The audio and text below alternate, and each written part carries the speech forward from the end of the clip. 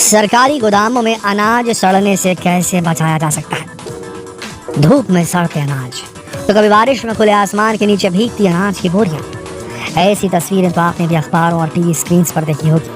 वहीं आपको एक सच्चाई बताएं, हर साल हमारे देश में अनाज स्टोरेज की सही व्यवस्था न होने की वजह से जितना अनाज तकरीबन खराब हो जाता है ना, उससे मिड डे मील में खाने वाले करीब 30 लाख बच्चे अपना पेट भर सकते थे। जी, ये आंकड़े चौंकाने वाले जरूर है, लेकिन सच। एक और देश भर में जहां करीब 72 लाख टन से अधिक गेहूं गोदामों में सड़ रहा होता है, तो वहीं दूसरी ओर सरकार संसद में खाद्य सुरक्षा कानून लाने की बात करती है, लेकिन सरकार के पास लाखों टन बर्बाद होते अनाज को बचाने के लिए कोई उपाय नहीं। ऐसे में दोस्तों, ये बहुत जरूरी है कि सरकारी गोदामों में अनाज को सड़ने से बचाया जाए।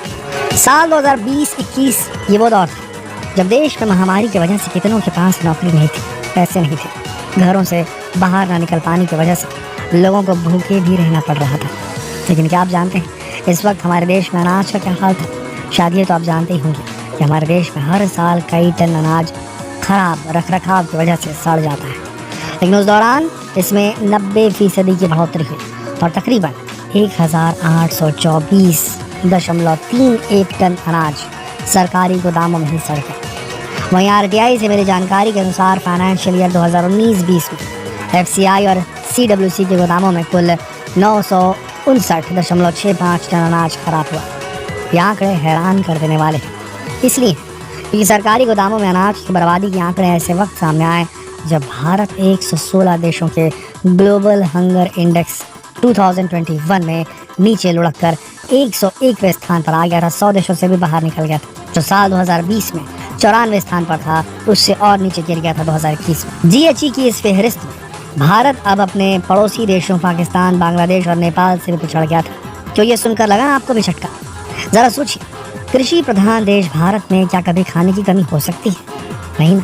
भला भारत तो दूसरे देशों की भी भूख मिटाने की क्षमता रखता है, लेकिन यहाँ तो करप्शन की भूख ऐसी है कि अपनी भूख को मिटाने के चक्कर में लोगों को गरीबों की भूख भला कहाँ नजर आती है। यहाँ सबको पता है कि हर साल गर्मियों में मौसम बिगड़ना, बारिश होना आम बात है, लेकिन फिर भी हजारों टन अनाज को ऐसे खुले आसमान के नीचे रख दिया जाता है, उनका सही से स्टोरेज तक नहीं किया जाता। यह अनाज यहाँ इस कदर खराब हो जाते हैं कि पशुओं का चारा बनने लायक नहीं बचते। दोस्तों, food corporation of India FCI के आंकड़ों के मुताबिक साल 2008 से 2010 तक 35 मीट्रिक टन अनाज भंडारण सुविधाओं की कमी की वजह से खराब हुए थे। बता दें कि कृषि मंत्रालय की एक रिपोर्ट के अनुसार भारत में एक साल में इतना अनाज बर्बाद होता है जितना ब्रिटेन उगा भी नहीं पाता। रिपोर्ट्स बताती हैं कि फल, सब्जियां और दालें सबसे ज़्यादा बर्बाद होती हैं। अनाज का सड़ना, कीट, मौसम और स्टोरेज की कमी बर्बादी के सबसे बड़े कारण है। अगर बात फसलों की करें तो तकरीबन 10 लाख टन प्याज खेतों से मार्केट में आने के रास्ते में ही बर्बाद हो जाता है। वहीं करीब 22 लाख टन टमाटर भी रास्ते में ही खराब हो जाते हैं। इसी तरह से करीब 50 लाख अंडे कोल्ड स्टोरेज में सड़ जाते हैं। लेकिन आइए अब जरा जानते हैं कि गोदामों में अनाज को सड़ने से बचाने के लिए किन तरीकों का इस्तेमाल किया जा सकता है या किया जाना चाहिए। बता दें कि ग्रेन स्टोरेज के लिए साइलो तकनीक बहुत ही यूजफुल साबित होती है। साइलो अनाज भंडारण करने की एक लेटेस्ट और अल्ट्रा मॉडर्न टेक्निक है, जिसको अपनाकर अनाज भंडार करने की पारंपरिक क्षमता से अधिक अनाज भंडारण किया जा सकता है। दरअसल साइलो स्टोरेज, जिसे भखारी भी कहते हैं, जिसमें बिना बोरी अनाज का भंडारण किया जाता है, ये स्टील का ढांचा होता है। इसमें 4 सिलेंड्रिकल शेप के बड़े टैंक होते हैं। इनमें बिना बोरी के अनाज का भंडारण लंबे समय तक किया जा सकता है। हर एक टैंक में 12,500 टन यानी कि 1,25,000 क्विंटल गेहूं का भंडारण हो सकता है। ऑटोमेटिक तरीके से टैंकों का टेम्परेचर फिक्स रखा जा सकता है, जिससे अनाज खराब नहीं होता। वहीं इस टेक्निक की मदद से अनाज के लोडिंग और अनलोडिंग में भी काफ़ी हेल्प मिलती है। वहीं अनाज के सही भंडारण का एक और तरीका है सेव ग्रेन बब बैग। इसमें बिना किसी केमिकल के 2 साल तक अनाज सुरक्षित रह सकता है। सेव ग्रेन बब मल्टी लेयर बैग बनाने में पॉलीमर का इस्तेमाल किया जाता है। ये एक तरह का एल्यूमिनियम फॉयल होता है और ये काफ़ी सस्ता भी है।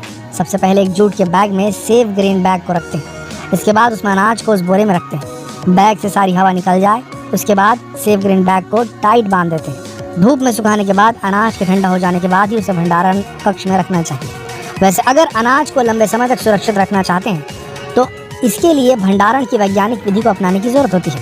फसलों की कटाई के बाद सबसे ज़रूरी काम अनाज भंडारण का जो होता है, क्योंकि इसके बगैर कुछ भी पॉसिबल ही नहीं है। तुरंत आप काट कर इसे बेच नहीं सकते, इसलिए इसका भंडारण करना ही पड़ेगा।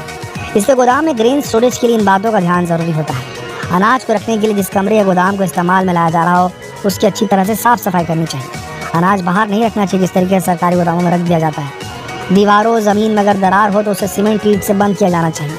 अनाज को स्टोर रूम में स्टोर करने से पहले अनाजों को अच्छी तरह से साफ सुथरा कर धूप में सुखा लेना पड़ता है, जिससे कि दानों में 10% से अधिक नमी ना रहने पाए, क्योंकि अनाज में ज़्यादा नमी रहने से फफूंद कीटों का खतरा बना रहता है। अनाज को सुखाने के बाद छांव में रखकर ठंडा हो जाने के बाद ही भंडारण कक्ष में रखना चाहिए।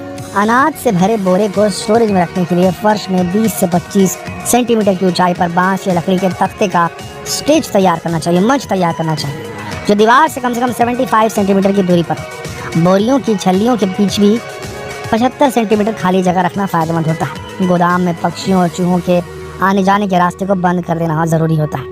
बोरियों में अनाज भर कर रखने के पहले इन बोरियों को 20 से 25 मिनट तक खौलते पानी में डाल देना चाहिए। इसके बाद धूप में अच्छी तरह सुखा देना चाहिए।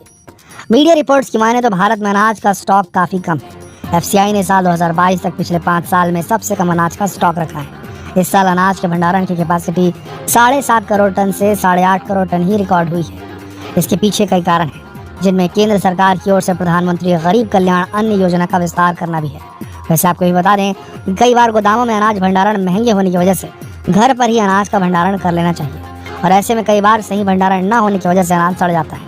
ऐसे में कई राज्यों की सरकारें किसानों को क्रॉप स्टोरेज पर सब्सिडी भी देती है। तो दोस्तों, ये थी पूरी जानकारी। समस्या आपके सामने है, समाधान सरकार को खोजने की उतनी ज़रूरत है नहीं, बस उसके लिए फंड चाहिए। और इन मॉडर्न टेक्नोलॉजी के तरीके से, इन सारी तकनीकों से अगर सरकार चाहे और थोड़ा इन्वेस्टमेंट करे तो ये अनाज ख़राब होने से बच जाएगा, गरीब के पेट में जाएगा और देश जो है वो हंगर इंडेक्स से बाहर आ जाएगा। दोस्तों, ये बहुत बहुत शर्म की बात है। इतना सारा अनाज हम जहाँ सड़ा देते हैं, उससे ज़्यादा कहना चाहिए कि हमारे पास जितना अनाज हम सड़ा देते हैं, फेंक देते हैं, उससे भारत की जनसंख्या जो है, पूरी जो भूखी जनसंख्या है, गरीब जनसंख्या है, उस तक की अनाज पहुँचाया जा सकता है। दुख की बात है। आपके क्या विचार हैं इस पर नीचे कमेंट सेक्शन में लिखकर जरूर बताएं, और जितना हो सके इस वीडियो को शेयर करें